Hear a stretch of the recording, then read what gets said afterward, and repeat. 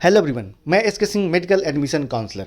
आज मैं बात करने वाला हूं कर्नाटका स्टेट के बारे में। कर्नाटका स्टेट ने नीट पीजी 2023 काउंसलिंग शेड्यूल है वो रिलीज कर दिया है।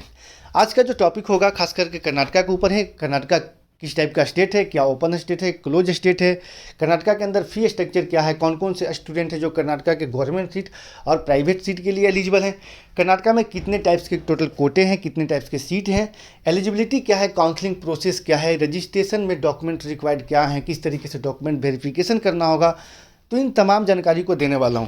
तो यदि आप चैनल पे नए हैं तो लाइक सब्सक्राइब करना ना भूलें। और यदि आप एडमिशन लेना चाहते हैं, एडमिशन गाइडेंस लेना चाहते हैं, या फिर कर्नाटका के लिए या फिर इंडिया के किसी भी स्टेट के लिए, तो आप चाहें तो कांटेक्ट कर सकते हैं। वीडियो का स्क्रीन और डिस्क्रिप्शन में नंबर दिया हुआ है, वहाँ से आपको हमारे एक्सपर्ट कंटिन्यूसली आपको गाइड करेंगे जब तक कि आपको सीट मिल नहीं जाता है। राउंड 1 से लेके लास्ट राउंड तक गाइड की जाएगी कि आपको राउंड 1 में सीट लेना चाहिए या फिर राउंड 2 में लेना चाहिए। जो कॉलेज आपको मिला है उससे और बेटर कॉलेज नेक्स्ट राउंड में मिल सकती है, क्या आपको ऑल इंडिया के साथ साथ स्टेट में सीट लेना चाहिए, इन तमाम जानकारी को आपको दिया जाएगा और सेफ एंड साइड में आप हो सकते हैं। तो हम सबसे पहले देखते हैं कर्नाटका का स्टेटस। कर्नाटका एक ओपन स्टेट है। कर्नाटका में आप पी कोटा यानी कि जिसका फी 11,50,000 है, और क्यू कोटे के लिए जिसको अदर कोटे की सीट बोलते हैं, और एनआरआई कोटे की सीट, इन क्यू कोटा और एनआरआई कोटे का फी लगभग इक्वल होता है। 50-55 लाख से स्टार्टिंग होता है और ये काफ़ी हाई इसका बजट चला जाता है पर ईयर। तो ऐसे कंडीशन में 3 कोटे के लिए पी कोटा यानी कि ओपन कोटा, क्यू कोटा यानी कि अदर कोटा और एनआरआई कोटा, 3 कोटा के लिए इंडिया के किसी भी स्टेट के स्टूडेंट एलिजिबल हो सकते हैं, पार्टिसिपेट कर सकते हैं। अगर आप जस्ट क्वालिफाई हैं तो भी आपको काफ़ी अच्छा अपॉर्चुनिटी मिल सकता है कर्नाटका के अंदर। कर्नाटका में लास्ट मोमेंट में कम से कम स्कोर वाले को टॉप के क्लिनिकल ब्रांच और टॉप के कॉलेज मिल जाती है। डिपेंड करता है कि आपके पास बजट का कोई प्रॉब्लम है या नहीं है। अगर प्रॉब्लम नहीं है तो टॉप के कॉलेज से आप टॉप के क्लिनिकल ब्रांच ले सकते हैं। लास्ट मोमेंट में यहाँ पे नेगोशिएशन भी चलती है, इसीलिए जो भी स्टूडेंट जस्ट एलिजिबल हैं आप यहाँ का फॉर्म जरूर भरें, क्योंकि यहाँ पे किसी भी तरीके का कोई सिक्योरिटी चार्ज नहीं ली जाती है, सिक्योरिटी डिपॉजिट नहीं ली जाती है। सिर्फ 1,000 रुपीज़ सभी स्टूडेंट का रजिस्ट्रेशन चार्ज लिया जाता है। ऐसे कंडीशन में हम देखते हैं कर्नाटका का सबसे पहले काउंसलिंग शेड्यूल। कर्नाटका का जो ऑफिशियल वेबसाइट है वो www.kea.kar.nic.in पे जाके आपको रजिस्ट्रेशन करना होगा। आज से रजिस्ट्रेशन विंडो ओपन हुआ है। 26 जुलाई 2023 से स्टार्ट हुआ है और ये आपको 30 जुलाई 2023 मिडनाइट तक चलेगा। इसमें रजिस्ट्रेशन फ़ी जो पे करना है वो आपको 31 जुलाई 2023 बिफोर 6 PM तक आपको पे कर देना है। कर्नाटका के अंदर आपको ऑनलाइन डॉक्यूमेंट वेरिफिकेशन करना होगा। थोड़ा सा काउंसलिंग का जो प्रोसेस होता है, यहाँ पे रजिस्ट्रेशन प्रोसेस होता है, वो लेंदी होता है। तो रजिस्ट्रेशन के समय कई तरीके का आप लोगों को प्रॉब्लम आएगा, कई तरीके की समस्याएं आती है। तो इसके लिए मैं एक पर्सनल वीडियो बना दूंगा, वहाँ से आप लोगों को क्लियर होगा, या फिर जो भी आपको डाउट होगा इसके लिए फ़ोन कॉल करके आप डाउट को क्लियर कर सकते हैं। कर्नाटका में राउंड 1 में जो स्टूडेंट रजिस्ट्रेशन करते हैं वही स्टूडेंट राउंड 2 के लिए एलिजिबल होते हैं। अगर आपने राउंड 1 में रजिस्ट्रेशन नहीं कर रखा है तो आप राउंड 2 के लिए एलिजिबल नहीं होंगे।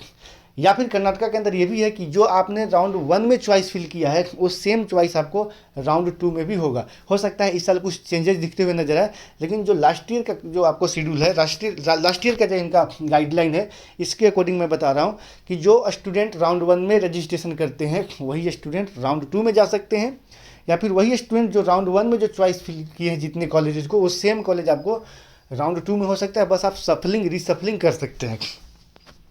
कर्नाटका के अंदर बताया तो टोटल जो स्टूडेंट MBBS कर्नाटका से है वैसे स्टूडेंट वहाँ पे गवर्नमेंट सीट और सेमी गवर्नमेंट की सीट के लिए पार्टिसिपेट कर सकते हैं जिनका MBBS कर्नाटका से है, रहने वाले किसी और स्टेट से हैं।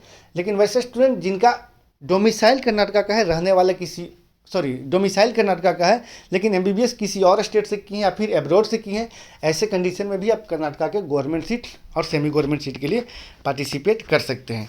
इसके लिए आपको न्यू फी स्ट्रक्चर की बात किया जाए तो अभी तक नहीं आई है। इसका न्यू फी स्ट्रक्चर आज ही हो सकता है, आज या कल, यानी आज से 2 दिन के अंदर न्यू फी स्ट्रक्चर इसका आ सकता है। उस न्यू फी स्ट्रक्चर के अकॉर्डिंग ही आपको पता होगा कि किस कॉलेज का क्या फी स्ट्रक्चर है।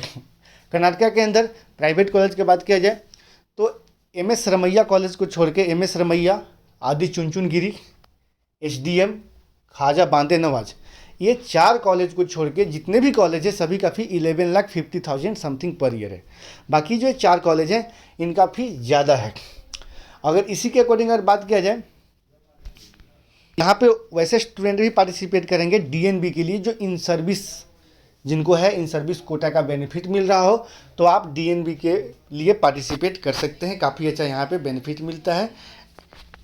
तो कर्नाटका के लिए एक चीज़ मैं और आप लोगों को बताना चाहूँगा, आप लोग जस्ट एलिजिबल हैं, कट ऑफ रिवीजन के बाद एलिजिबल वाले को नहीं, जो पहले से एलिजिबल हैं, फर्स्ट एलिजिबल हैं, तो आप लोग कर्नाटका का फॉर्म जरूर भरें। लास्ट मोमेंट में अगर इंडिया में कहीं सीट नहीं मिला तो कर्नाटका में आप एनआरआई कोटे या फिर क्यू कोटे की सीट, अदर कोटे की सीट के लिए एलिजिबल होंगे, और ये सीटें आपको नेगोशिएटेड पैकेज पे भी दी जाती है। ऐसे में आप चाहे तो हमसे कांटेक्ट कर सकते हैं। हमारे पास जैसे ही कोई अपडेट आती है कर्नाटका से रिलेटेड, किसी कॉलेज से रिलेटेड कि यहाँ पे सीटें वैकेंट हैं, यहाँ पे इस पैकेज में आपको सीट को दी जाएगी। ये जो भी कर्नाटका में या फिर इंडिया में कहीं पे भी एडमिशन होती है प्योर मेरिट बेसिस पे होती है, कोई डायरेक्ट एडमिशन नहीं होता है। अगर कोई आपको दावा करता है कि मैं डायरेक्ट एडमिशन कराऊंगा, कॉलेज लेवल पे अलॉटमेंट होगा, तो ये बिल्कुल ही गलत है। जो भी अलॉटमेंट होगा प्योर मेरिट बेस पे होगा। इस बार से तो बिल्कुल ऑनलाइन कर दी गई है, पहले ऑफलाइन भी हुआ करता था, तो प्योर मेरिट बेस पे ही हुआ करता था। ऐसा नहीं कि कॉलेज आपको डायरेक्ट अलॉटमेंट देगा। तो आप लोगों को ध्यान देना होगा कि किस स्टेट में कितने सीटें after round 1, after round 2, after round 3 या फिर आफ्टर स्टे वैकेंसी में कितने सीटें या फिर स्पेशल राउंड भी कराई जा रही है। तो आपने किस किस स्टेट का रजिस्ट्रेशन कर रहा है according to your rank, budget या फिर कॉलेज, उसके अकॉर्डिंग आप लोगों को चलना होगा। कम से कम जिनका स्कोर कम है मल्टीपल ऑप्शन लेके चलने होंगे। लेकिन जिनका अगर कर्नाटका से पी कोटे के सीट लेना होगा, ओपन कोटे के सीट लेना होगा, तो इसके लिए आपको रैंक होना चाहिए। खास करके रेडियो डर्मा के लिए लगभग 10 to 11,000 अगर रैंक है तो आपको मिल सकता है। अगर आपको मेडिसिन चाहिए तो आपको लगभग अंडर 20,000 या फिर 19,000, रेडियो डर्मा मेडिसिन पीडिया के लिए और गायनी के लिए अंडर 20,000। अगर ऑर्थो चाहिए तो अंडर 27 या 37,000 होना चाहिए। सर्जरी के लिए भी अंडर 30,000 होना चाहिए ऑल इंडिया रैंक, तो ही आपको मिल सकता है। एनेस्थीसिया, ईएनटी, ऑप्थल, साइकेट्री के लिए अंडर 60,000 भी है, तो कुछ कुछ कॉलेज में आपको चांसेस बन सकते हैं। तो ये मैंने आपको बता दिया एक्सपेक्टेड कटअप, जिस रैंक पे आपको कर्नाटका के लिए ट्राई करना चाहिए 11,50,000 पर ईयर के लिए। जी हाँ दोस्तों, फिलहाल के वीडियो में इतना ही। Thanks for watching.